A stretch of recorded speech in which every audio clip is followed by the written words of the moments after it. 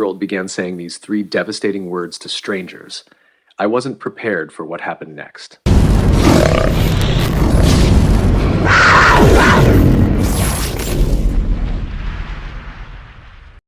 My husband and almost 3-year-old daughter walked into my hospital room with bright eyes. We met a woman in the elevator who's here to visit her new grandchild, and Ada told her about Benjamin. She wants to talk to you, he said. My heart sank. It had been 2 days since our son was stillborn. Less than 48 hours earlier, I was rushed into surgery to stop bleeding from a placental abruption. Grieving and feeling lost, I didn't want to see anyone new. The constant visits from nurses were already overwhelming, even though they were kind and gentle. They placed me at the end of a hallway to recover, away from the sounds of crying babies and happy families.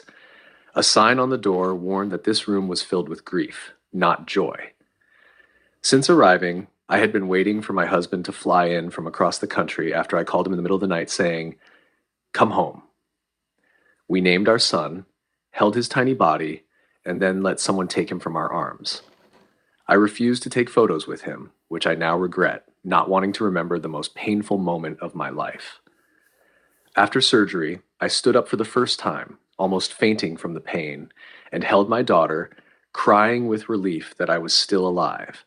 I felt numb and exhausted, not ready to go home, but wanting to be left alone. 20 minutes later, there was a knock at the door, and an elegant woman in her early 60s entered. Her hair was perfectly styled and her makeup was flawless. She smiled as my husband stood to greet her. At the end of my bed, she took a deep breath. "This is Benjamin's baby hat and footprints from the hospital," she said. One of the nurses called a nonprofit, Now I Lay Me Down to Sleep, to take pictures of him after I refused. The nurse also made a memorial box with his hat, footprints, and blanket. I'm forever grateful for their kindness. "Hope you don't mind, but I'd like to share my story," she continued. "My son died 35 years ago.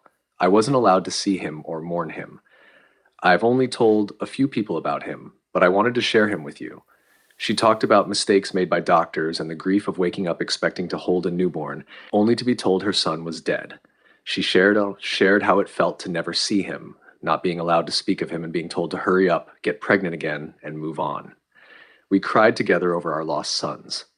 When she left, she patted my hand. "Thank you for letting me talk about him," she said. "Thank you for reminding me I'm not alone," I replied. In the months that followed, this happened often. While having lunch or standing in line at the grocery store, my daughter would announce our baby died.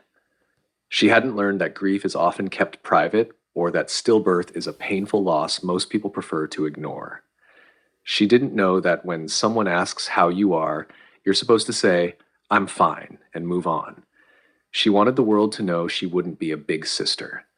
Sometimes conversations would stop, but often they opened up, and strangers and I would share our grief, supporting each other with tears in our eyes. I heard stories about miscarriages, dying mothers, sudden accidents, and long illnesses. I heard pain and struggle, but mostly I heard love. I learned that people wanted permission to talk about their losses, even briefly. They wanted to say, "I hurt too." I realized my grief was better expressed by saying, "I'm having a hard day," instead of pretending I was fine. I needed to understand my grief to survive and to be present for others in their hardest moments. Those conversations helped me heal. Being out in the world was still hard, but if I was honest and kind, I was almost always met with the same. I didn't have a black armband to show I was grieving, but I had a 3-year-old who told the world our baby died, paving an unexpected way forward and showing me I wasn't alone. My daughter is 16 now. She doesn't lead with her brother's death anymore, but grief is still a topic in our home. Recently, she mentioned a friend who seems to be pushing people away as she nears the end of high school. This friend lost her mom in an accident when she was little. We talked about how grief can affect behavior, making it harder to be vulnerable and causing us to guard against future loss. I want my daughter to understand grief and see it as a possible reason for behavior she doesn't understand. I hope she will continue to connect with others as she did as a child.